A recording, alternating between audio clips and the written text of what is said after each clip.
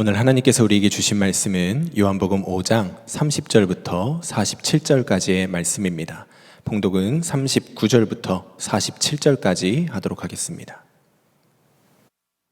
너희가 성경을 연구하는 것은 영원한 생명이 그 안에 있다고 생각하기 때문이다. 성경은 나에 대하여 증언하고 있다.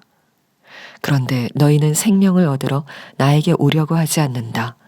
나는 사람에게서 영광을 받지 않는다. 너희에게 하나님을 사랑하는 마음이 없는 것도 나는 알고 있다. 내가 내 아버지의 이름으로 왔는데 너희는 나를 영접하지 않는다. 그러나 다른 이가 자기 이름으로 오면 너희는 그를 영접할 것이다. 너희는 서로 영광을 주고받으면서 오직 한 분이신 하나님께서 주시는 영광은 구하지 않으니 어떻게 믿을 수 있겠느냐.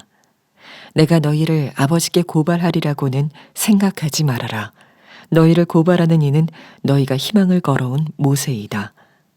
너희가 모세를 믿었더라면 나를 믿었을 것이다. 모세가 나를 두고 썼기 때문이다.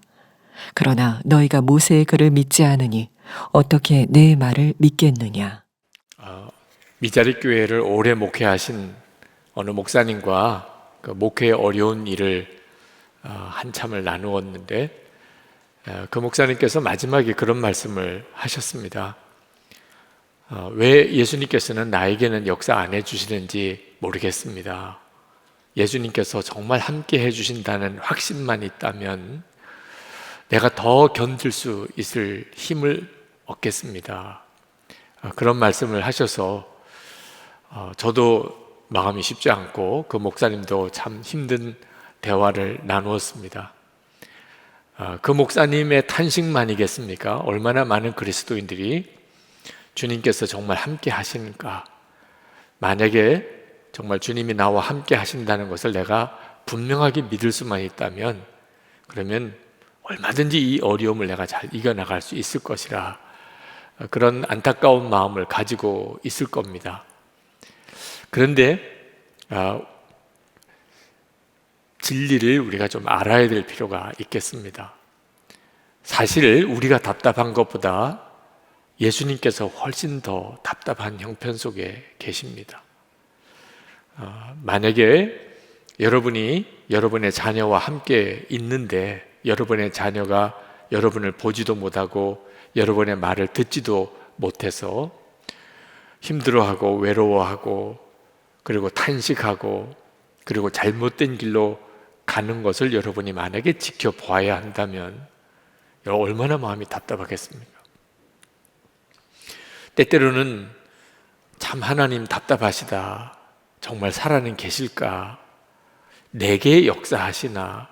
이런 답답함이 우리에게 있지만 우리를 보시는 주님의 답답함은 그보다 훨씬 더 크시다는 것을 여러분이 꼭 아셔야 합니다.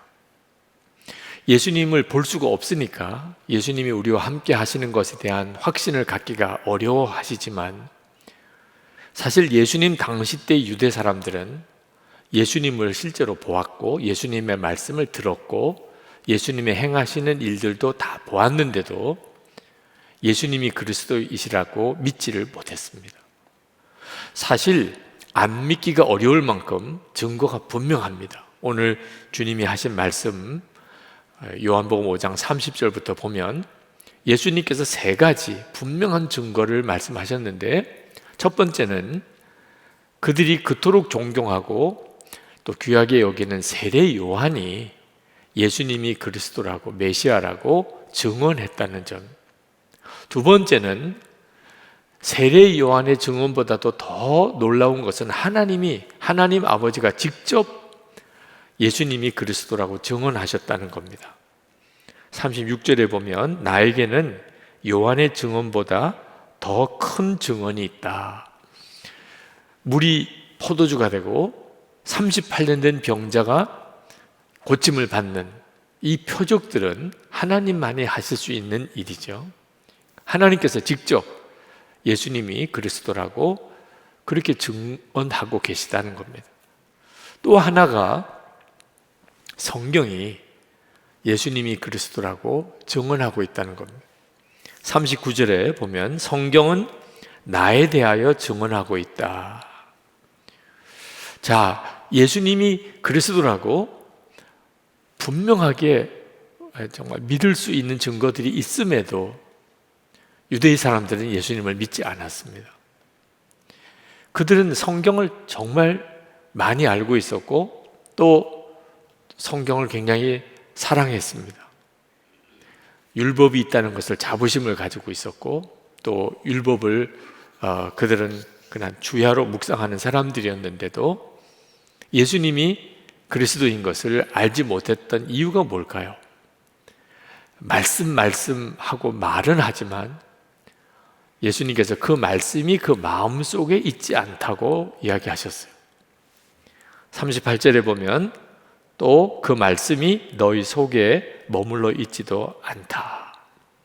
유대 사람들은 그러면 율법을 읽고 연구한 건 다 뭡니까?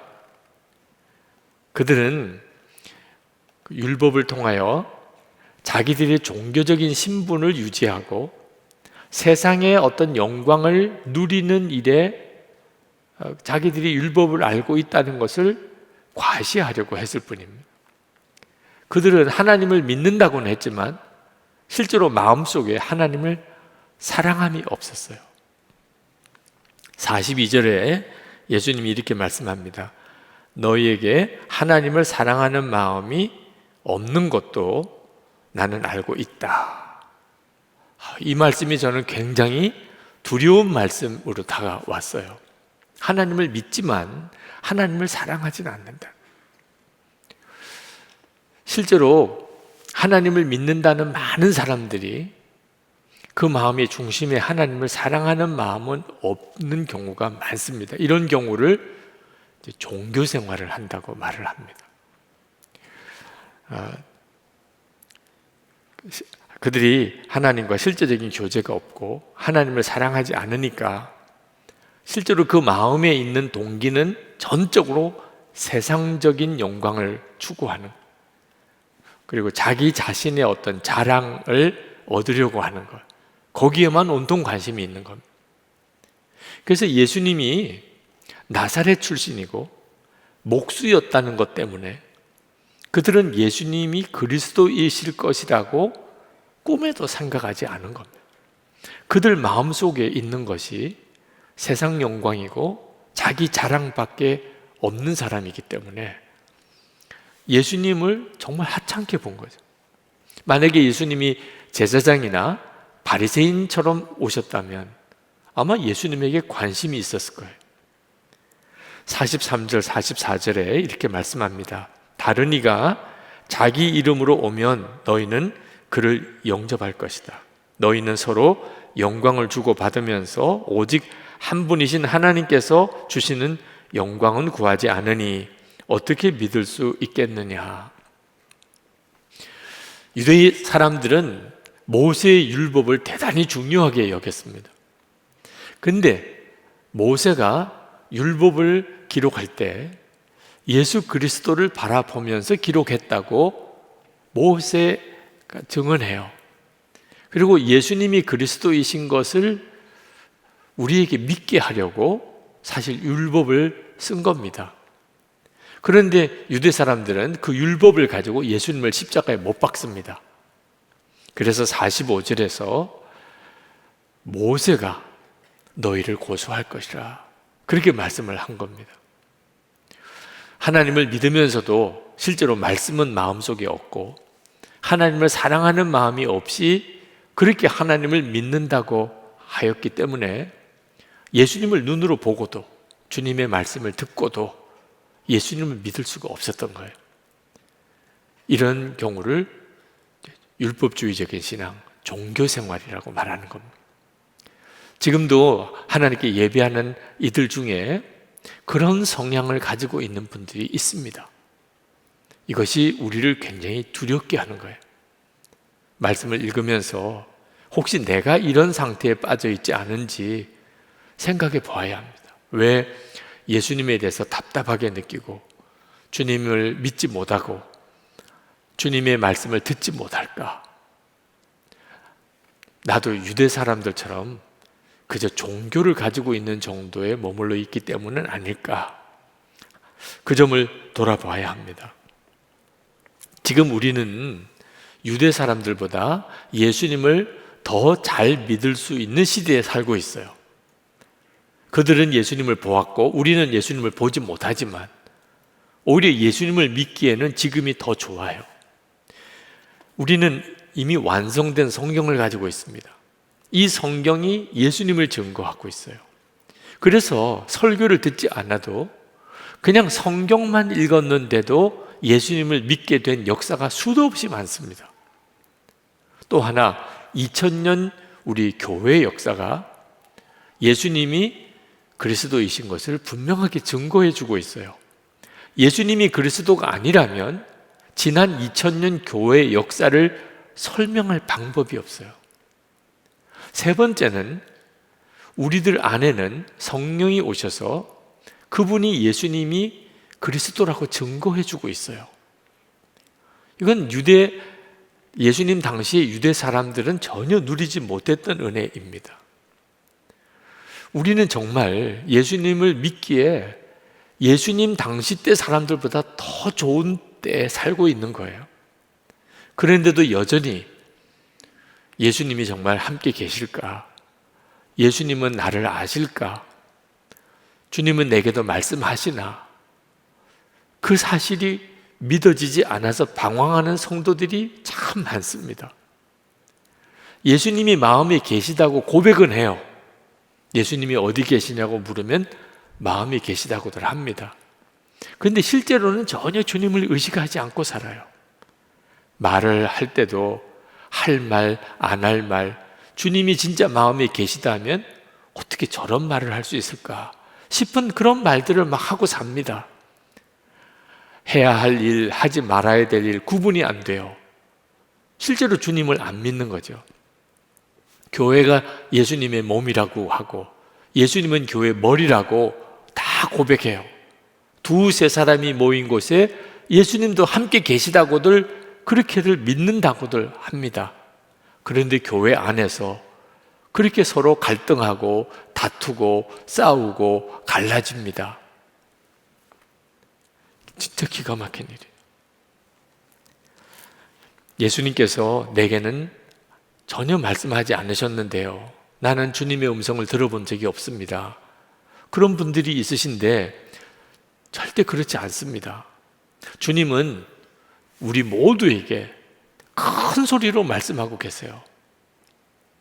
주님이 큰 소리로 말씀하신다면 어떻게 내가 못 들을 수 있겠습니까?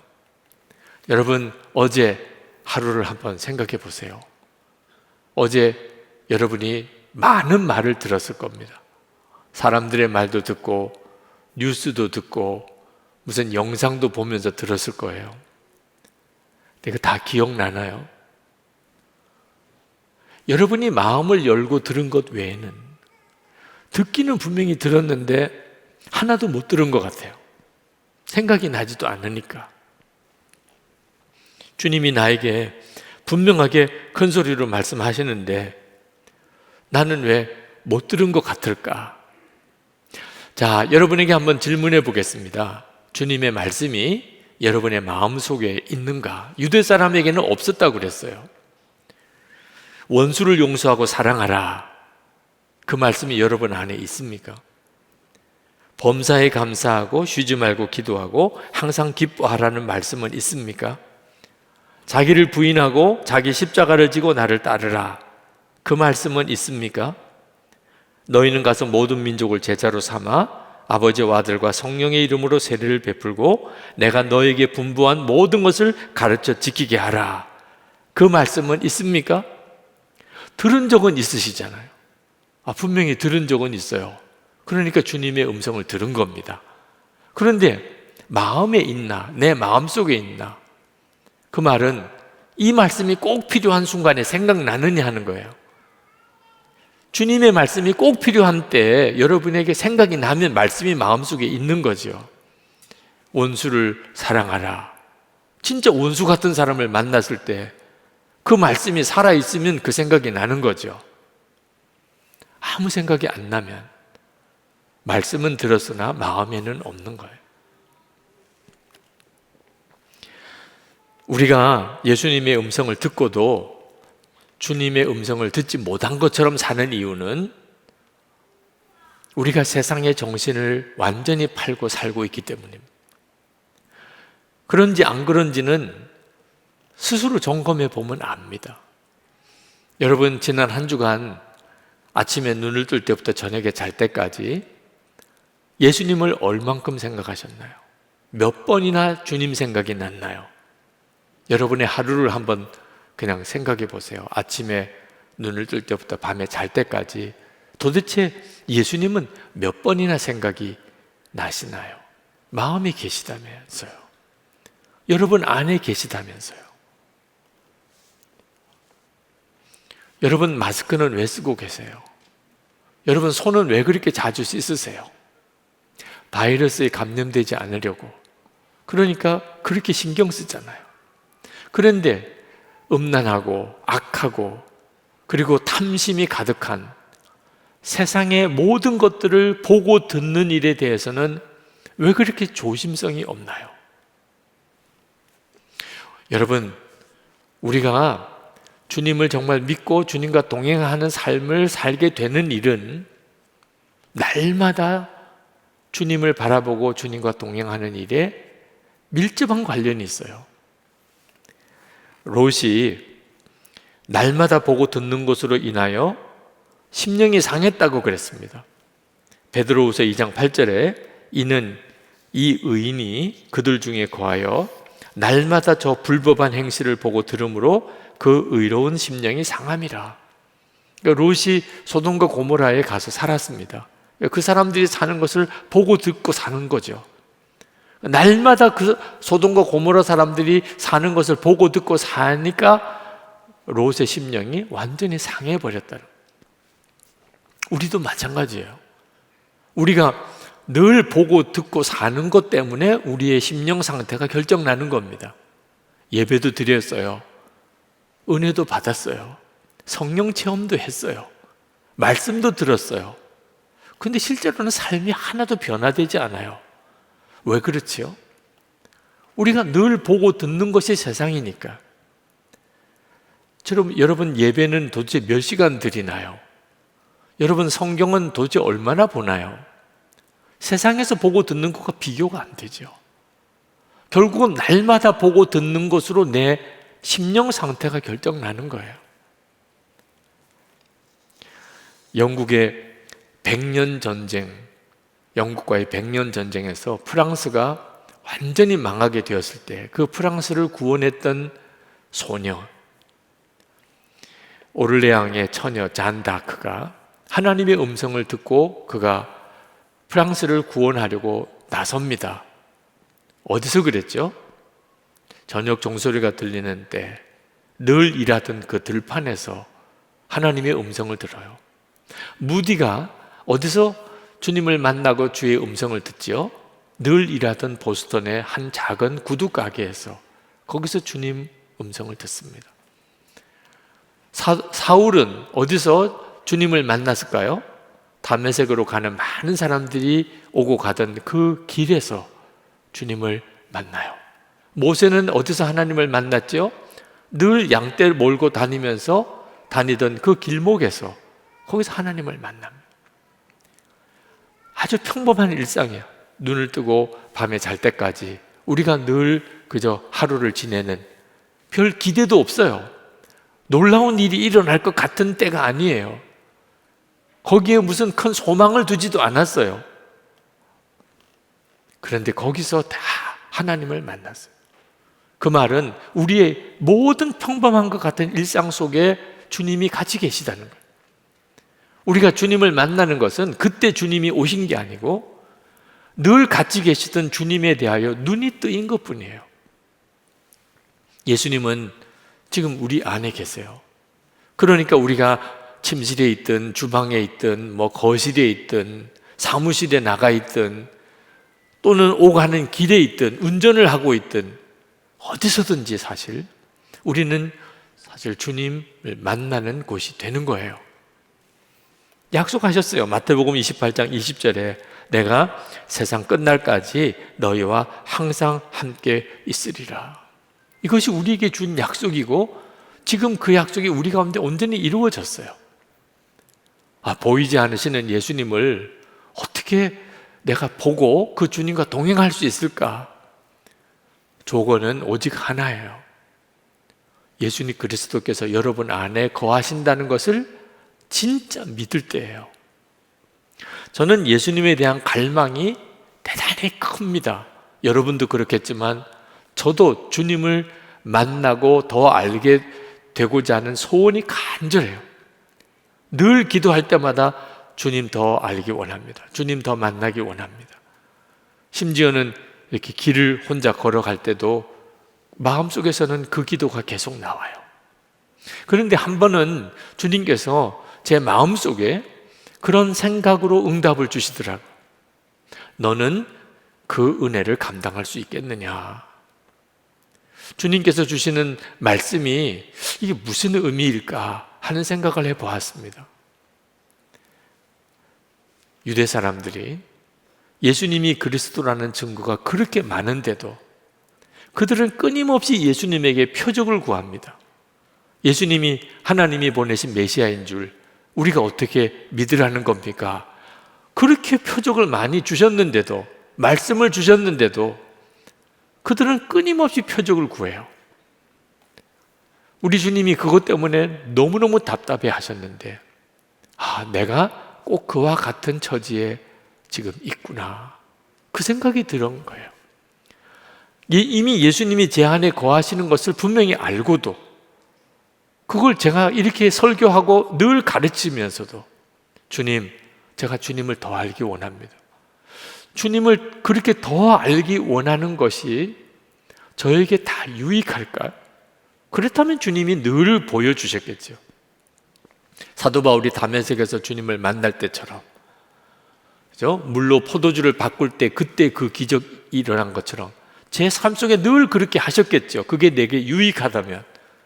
그런데 실제로 그런 많은 은혜의 체험, 놀라운 체험들을 한 것 때문에 미혹을 받은 사람도 많아요. 오죽했으면 사도 바울이 자기가 받은 은혜의 체험이 워낙 크니까 하나님께서 자기에게 가시를 주셨다. 교만하지 않게 하려고. 그러니 주님을 더 체험하려고 하는 일이 사실 나에게는 유익한 게 아닐 수 있다는 것을 깨달았어요. 그러고 보니까 충분해요. 하나님이 저에게 주신 은혜는 부족함이 없어요. 이미 제 안에 오셨는데 무슨 더 큰 은혜를 구할 게 있겠어요. 그래서 그 다음부터는 주님 충분합니다. 예수님 한 분이면 충분합니다. 그렇게 바뀐 거예요. 주님 더 체험하게 해주세요. 그런 기도가 이제 다 없어지고, 주님 충분합니다. 제 안에 이미 계신 주님. 근데 그 고백이 나오면서부터 실제로 제 삶 속에 주님이 함께 하시고 주의 말씀을 깨닫고 듣게 하는 은혜가 더 놀라우게 열렸어요. 잔느 규영 부인이라고 계신데 17세기 분입니다. 이분은 성직자도 아니고 신학자도 아니세요. 그런데 그분으로 인하여 하나님의 귀하게 쓰시는 종들이, 은혜의 눈들이 열렸어요.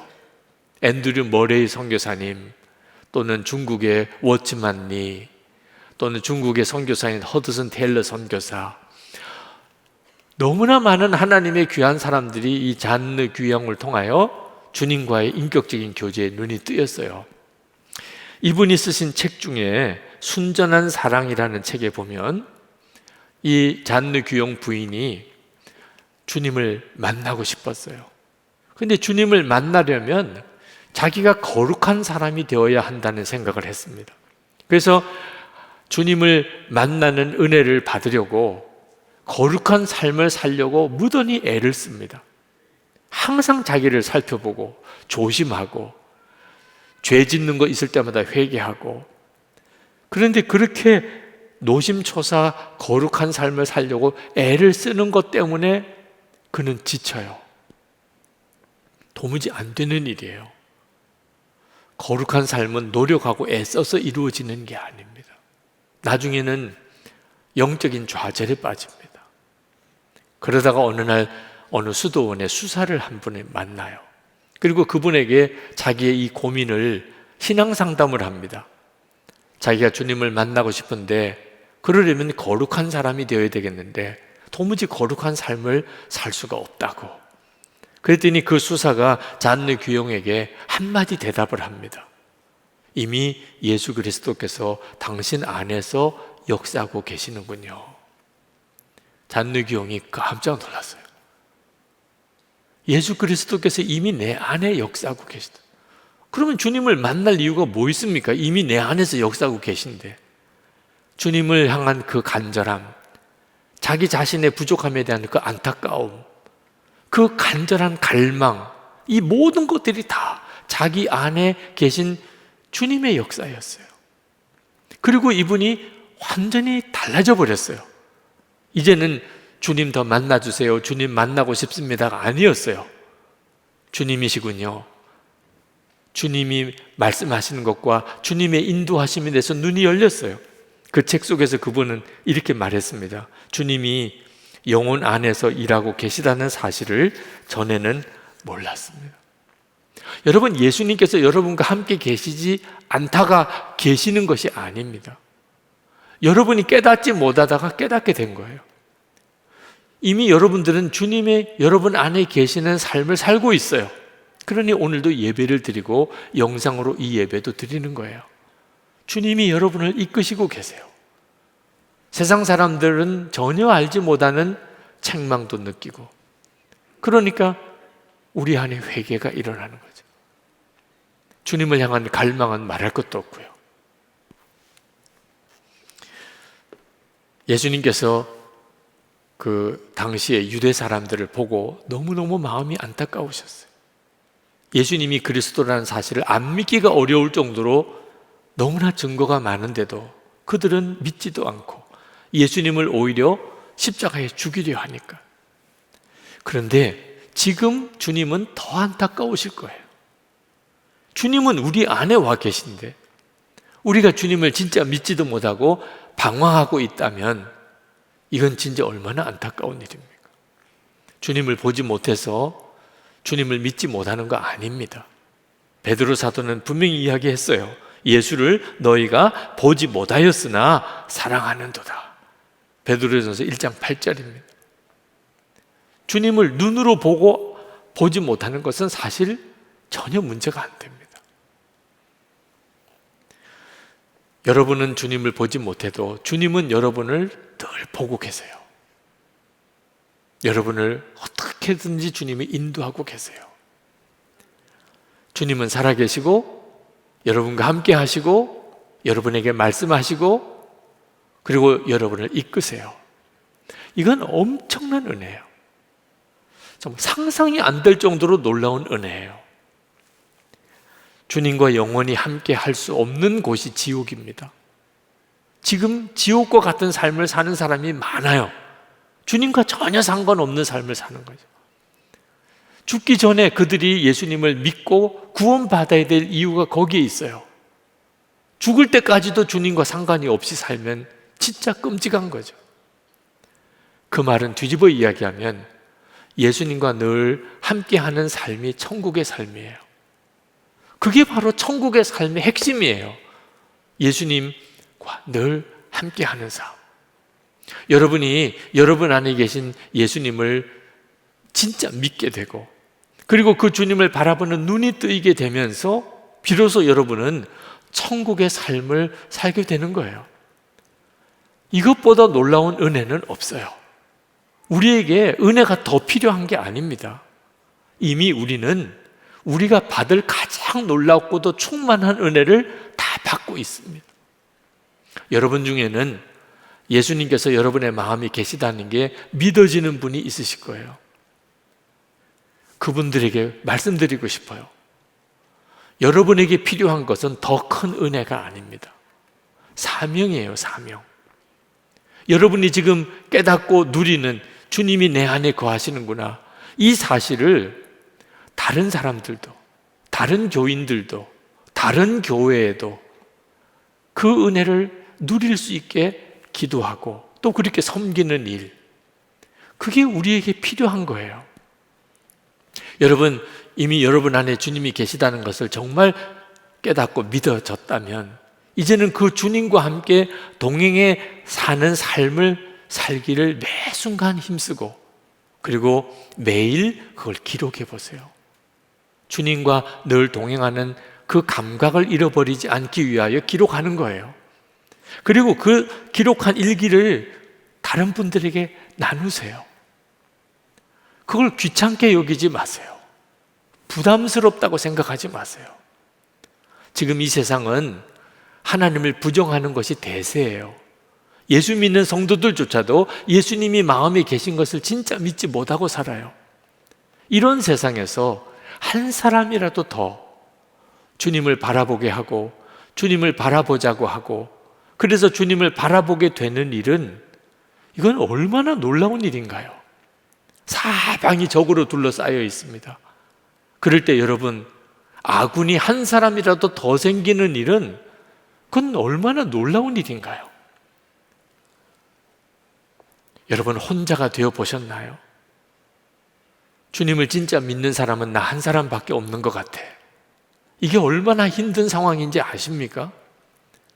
한 사람이라도 더 주님을 바라보고 주님과 동행하는 사람이 되도록 하는 일이 그게 바로 예수 동행 운동이고 영적 대각성을 위하여 기도하는 거예요. 은혜는 받기만 하면 다 메말라 버립니다. 사명을 깨닫고 하나님이 주신 은혜를 나누려고 하면 그 은혜는 엄청난 풍성함이 돼요. 여러분들 스스로가 살아요. 마태복음 6장 33절 말씀해 보면 너희는 먼저 그의 나라와 그의 의를 구하라. 그리하면 이 모든 것을 너에게 더하시리라. 오늘 저는 여러분에게 어떤 결단의 기도를 꼭 드려야 되겠다, 그런 마음이 든 것이 있습니다.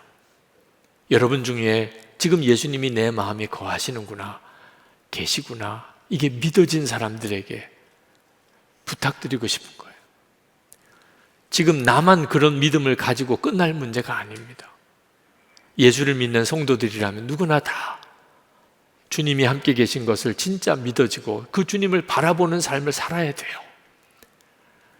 우리 교회만 주님과 동행하는 것으로 만족하면 안 돼요. 우리나라의 모든 교회가 다 주님을 바라보는 눈이 뜨여야 합니다. 하나님, 저를 쓰세요.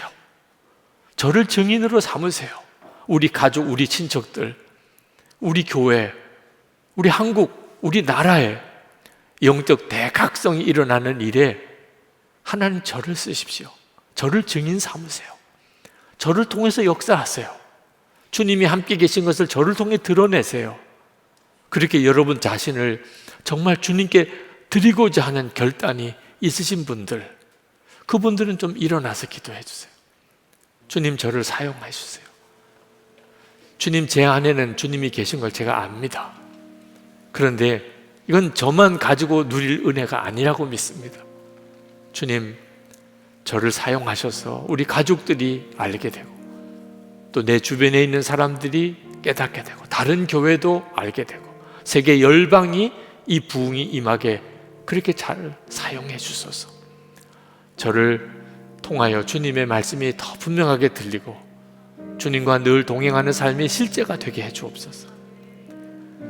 혹시 일어나지 못하신 분들도 여러분 자신이 주님을 바라보는 눈이 열리기를 기도하십시오. 저와 정말 같이 계십니까? 그러면 제가 주님을 보게 해주세요. 주님의 말씀을 듣게 해주세요. 지금 주님이 저와 함께 계심을 분명히 알게 해 주옵소서. 우리 다 같이 통성으로 기도하겠습니다. 은혜와 사랑이 충만하신 하나님, 놀라우신 하나님의 은혜와 하나님의 역사하신 은혜를 감사. 크신 하나님의 은혜, 하나님의 역사하신 주님, 아버지 하나님, 오늘도 주의 사랑하는 성도들에게 하나님의 은혜를 보여주시고 주님이 주시는 말씀, 주님이 주시는 말씀이었습니다. 말씀으로 주님이 복을 주시고 은혜를 주시고 축복하소서. 하나님께서 마음껏 은혜와 복을 저에게 부어주셔서 은혜의 눈이 열리고 저에게 쓰임받게 하시고 하나님, 저들이 이 일에 대한 분명한 증인이 되게 하여 주옵소서. 하나님의 역사와 주님의 은혜 역사를 믿습니다. 아버지 하나님, 이제는 우리의 신앙생활 주를 알고 주님을 사랑하시고 하나님의 주의 말씀 우리 가운데 살아 역사하시는 삶을 살게 되기를 원합니다. 하나님 역사하시기 원합니다. 아버지 하나님, 그저 자리에서 일어난 것이 무엇 대단한 일이겠습니까? 그러나 주의 말씀에 우리가 정말 그렇게 반응하기를 원합니다. 이 일이 우리 노력으로 되는 일도 아니니 전적으로 주님의 은혜의 역사가 우리의 심령에 놀랍게 임하게 되기를 원합니다. 저희들 스스로가 눈이 열려 주님이 우리와 함께 계심을 알게 하시고 주님이 늘 함께 계심이 믿어지게 하시고 주의 말씀이 우리 안에 살아 역사하여서 시시때때 꼭 필요할 때 주의 말씀이 깨달아지게 하시고 그래서 주의 말씀대로 살아가는 삶을 살게 하여 주옵소서. 우리 주위에 있는 모든 이들이 가족이든지 친척이든 이웃이든 우리의 직장 동료든 주님 우리를 보고 지금도 주님이 살아 계심을 역사하심을 보게 해 주옵소서. 하나님, 이 일이 우리 한국교회 모든 교회 안에 일어나게 되기 원합니다. 교회마다 예수님이 정말 그 교회 중심에 계시고 주님과 우리가 온전히 하나 되는 역사가 일어나게 하시고 우리로 인하여 교회로 인하여 세상이 변화되는 역사가 이루어지게 하여 주옵소서. 이 땅에 영적인 대각성이 일어나게 하옵소서. 하나님, 오늘도 주님 앞에 전심으로 예배하는 성도들이 11조와 감사헌금과 선경금, 구제헌금을 또 건축헌금과 목적한 헌금을 주께 구별해 드립니다. 주님을 사랑하고 믿음으로 살고자 하는 그 마음을 주님이 귀하게 받으시는 걸 믿습니다. 하나님의 은혜의 통로로 살아계신 주의 증인으로 살아가도록 저들에게 은혜와 복을 주소서. 병든 이들은 주님의 손으로 고치시고 가정이 다 구원받아 또 성도의 기업이 복을 받게 하소서. 하나님, 저희들 뿐만 아니고 우리 나라가 하나님을 경외하는 나라요, 하나님을 진실히 믿고 신실한 대통령이 세워지고 대통령 선거를 계기로 온 국민이 하나 되는 역사가 이루어지게 하소서. 북한의 동포들 이제는 긍휼히 여겨 저들을 영적인 묶임에서 풀어주시고 김국기 목사님, 김종국 목사님, 최중일 선교사님, 장문석 집사님 석방되게 해 주옵소서. 전 세계 코로나 재앙이 그치고 자연재해가 그치고 전쟁의 위협에서 구원해 주시고 이 땅에 하나님의 영광이 드러나는 영적인 대각성이 일어나고 선교의 세문이 활짝 열리게 하옵소서. 주 예수 그리스도 이름으로 간절히 축복하며 기도합나이다. 아멘. 우리 다 일어나셔서 찬양하겠습니다.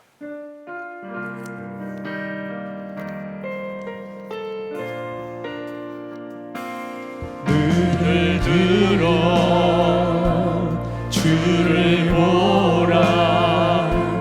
주의 영광을 보라. 눈을 들어 주를 보라. 주의 영광을 보라. 주는 빛 거룩과 진리 능력에 주의 영광 나타나셨네. 선포하라 선하신 주. 주의 인자는 영원함이라. 선포하라 선하신 주. 주의 인자는 영원함이라. 선포하라 선하신 주. 주의 인자는 영원함이라.